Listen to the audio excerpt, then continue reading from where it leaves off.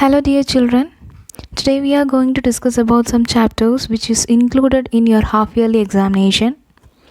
So I am just giving a short summary of each chapter and the most important questions regarding that chapters.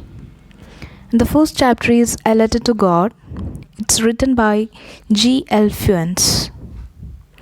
The main character is Lencho, the farmer, and the post officers, and the story revolves around the idea of having unquestionable belief in something. So the story set in a Latin American country, and Lencho once writes a letter to God seeking help from the God after discovering Lencho's entire field crop destroyed by a devastating hailstorm. Because of that, he decided to write a letter to God. And the letter noticed by the postmaster, and he contributed money from his salary and from his colleagues who willingly contributed for an act of charity. So the postmaster collected some amount from his salary and also from his colleagues, and they collected 70 pesos. But Lencho gets angry on finding that the amount is less than what he had expected.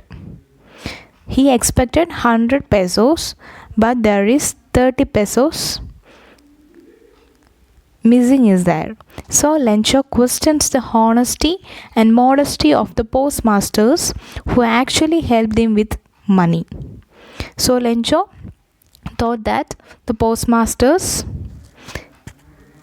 stolen his amount from that post cover. So he questions the honesty of the postmasters. The important questions are: what did Lencho say the raindrops were like new coins?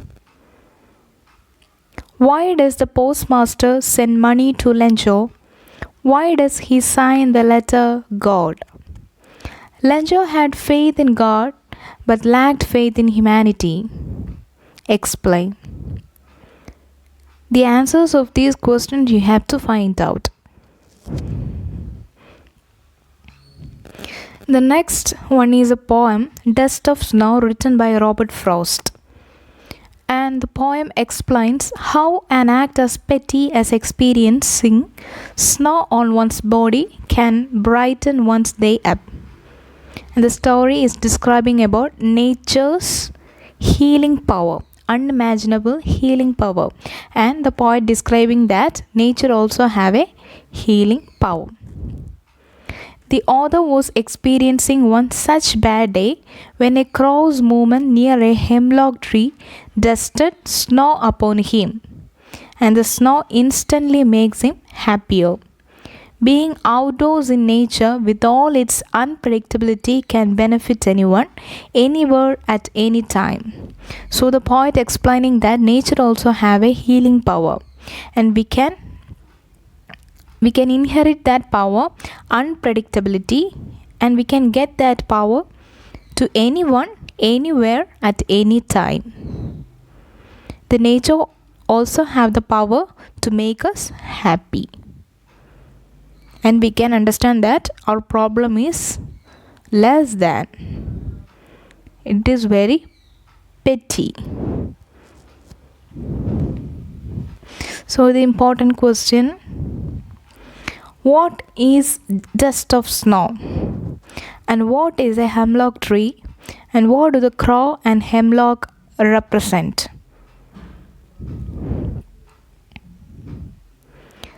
The next poem is Fire and Ice, written by the same poet, that is Robert Frost. And he is giving two predictions of how the world will end. And some say it will end in fire, and others say it will end in ice. But according to the poet, fire stands for desire, greed, lust, etc. Ice stands for hatred. This desire and hatred are the self-destructing human emotions. So he is comparing fire and ice with the human emotions, that is desire and hatred.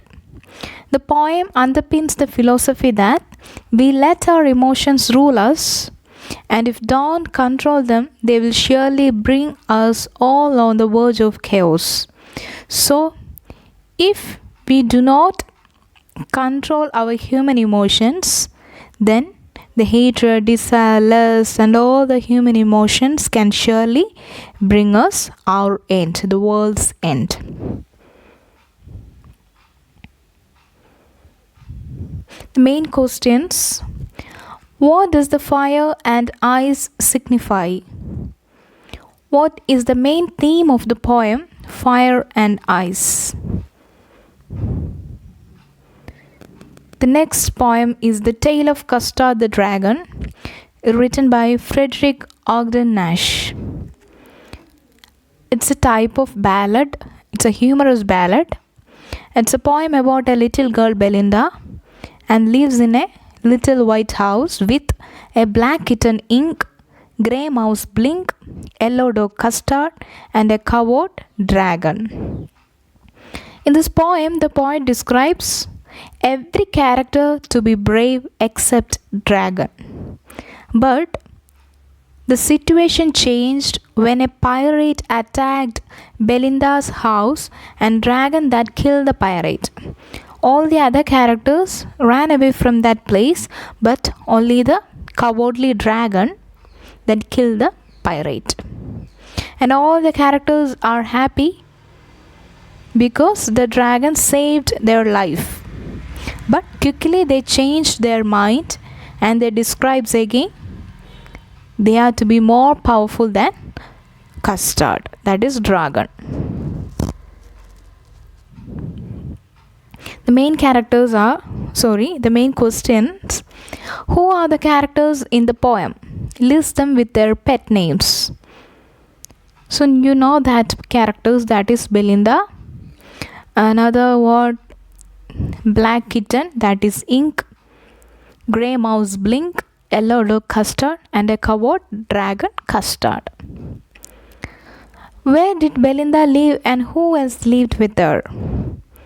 Belinda lived in a little white house along with her pets, and you have to name that pets also. Belinda tickled him, she tickled him unmerciful. Why?